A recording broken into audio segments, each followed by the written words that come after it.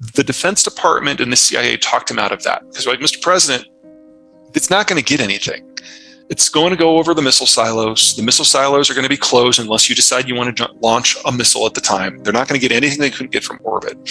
But it's an opportunity for us to put a slow-flying spy plane above it and a slow-flying spy helicopter below it, get whisper sensors on it from the ground, and track for the next 9 days. And in those 9 days, we figured out how they were transmitting commands to it over satellites and over the civilian network, where those commands came from, not the city, not the building, not the floor, not the office, the specific IP address of the computer involved. And that allowed us to track every individual person who was involved in the process, as well as get a complete copy of their encryption keys. We got more information out of China in those 9 days and the days since than we have in the last 30 years. It was the intelligent coup of the decade. We now know that Xi was unaware of it. We now know that the Chinese military was unaware of it. It was just something in the Chinese Intelligence Bureau who thought this is what it meant to stick it to the Americans. And he dealt China the biggest geopolitical blow they have felt this century. And all we had to do was sit there and watch and listen. This is what state collapse looks like. The incapacity of a government to be aware of what its dumbest members are doing. The United States has more offensive hacking capacity than the rest of the world's governments combined. It's just that we're not flashy about it, and we don't share. We're not doing espionage in the traditional way. We're not trying to steal corporate secrets and then give them to Ford. We're simply hacking everybody's networks every single day so that when the hammer does drop, we have the ability to get into everything all at once. The Chinese obviously are focused more on corporate theft than anything else, and we're not great at defending against that, but it's not the same tool. So we would probably take down their computer and their electricity networks in a matter of hours, if not days, and then it would remain off for the foreseeable future. They would have to basically de-digitize their entire system and work without computers that were networked in any way in order to fight back against what we were capable of doing. And again, 4 years ago, they knew that. The status of the cartel wars is that the Sinaloa cartel, the big one that has dominated most of the drug trafficking in the United States, is breaking up. We got El Chapo, we removed him from the equation. There are now a half a dozen leaders battling out for supremacy, and it's kind of fallen apart as an organization. And the new organization that is kind of rising to take their place is called Jalisco New Generation. They are much more violent, but so far they have not succeeded in getting a foothold in the plazas, much less north of the border. And as long as that is the case, then the violence from the drug war is mostly south of the border. If they do cross north, they're not going to have this business-oriented mindset that Sinaloa has had, where they don't go after American citizens as a rule.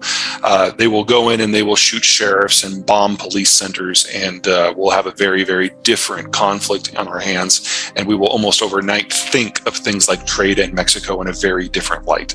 Hasn't happened, doesn't mean it will happen, but that is my concern.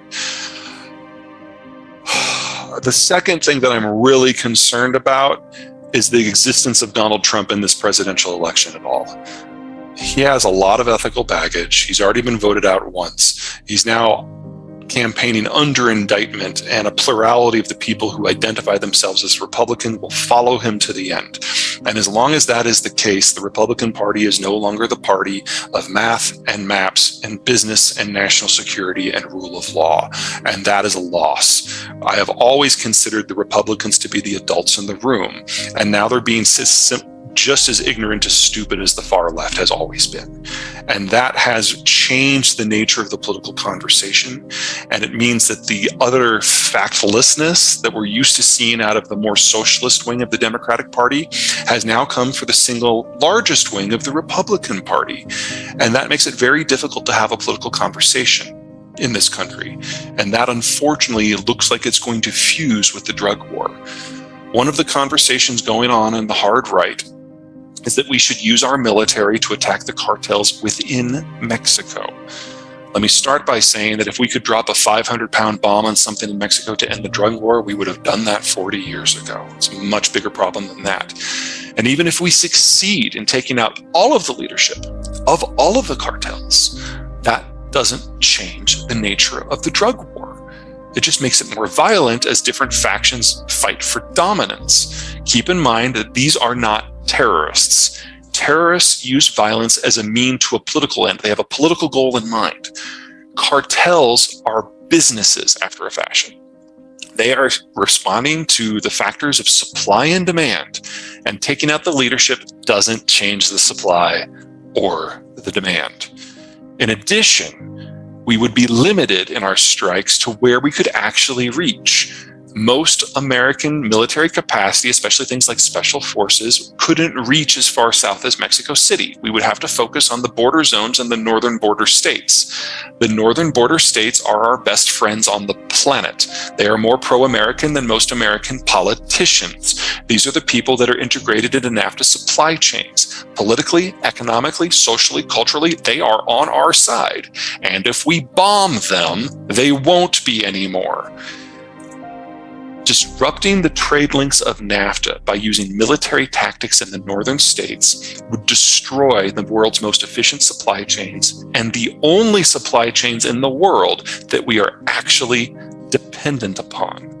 That would cost the average American somewhere between $5,000 and $8,000 a year in lost GDP per capita, probably double that in Texas and probably triple that in Houston. It would be the single dumbest thing that we are capable of doing, and that's dominating the conversation in the Trump wing of the Republican Party right now. And that is idiotic, and that is dangerous, and that is self-destructive, and that is where we are. So the United States, remember, is the world's largest exporter of light sweet crude. Our net export position makes us like the number 3 or number 4 exporter in the world now. So you disrupt a little bit of stuff coming to the United States is no big deal.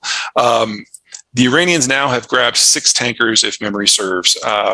Only one of those had crude that was coming to the United States. The rest were going various other places. And even that one tanker was neither U.S. owned nor U.S. flagged.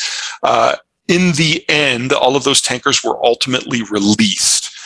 Basically what's going on is the Iranians are trying to get the Americans' attention to renegotiate the deal that came from the Obama administration. If you remember that way back when, there's really no interest in the U.S. administration to do that. There's an interest in having a better relationship, but we're certainly not going to give the kind of concessions that they got when they were on a relative high. Any deal that the Biden administration is going to get with Iran will be far more crushing than anything that we've seen to this point. Little throwback memory, the people who came up with the idea of a deal with the Iranians to smooth America's exit from the Middle East, they were on the vice president's team at the time. They were Biden's people. Blinken was one of them. But then Obama's team ran the negotiations and did so very, very badly. So Team Blinken not only has an example of what not to do, they have their original ideas of how to make this work, and they are being very, very tough with the Iranians on it. If we're going to get a deal, it's not imminent, and it's not favoring the Iranians very well. But back to your broader question, the Chinese dependent upon the Americans guaranteeing freedom of the seas for free.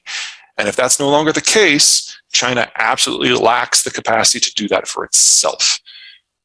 So to this point, because the crews weren't killed, because the tankers were ultimately released, the insurance folks were basically able to wave it away. There are specific clauses specifically for Iran in those contracts,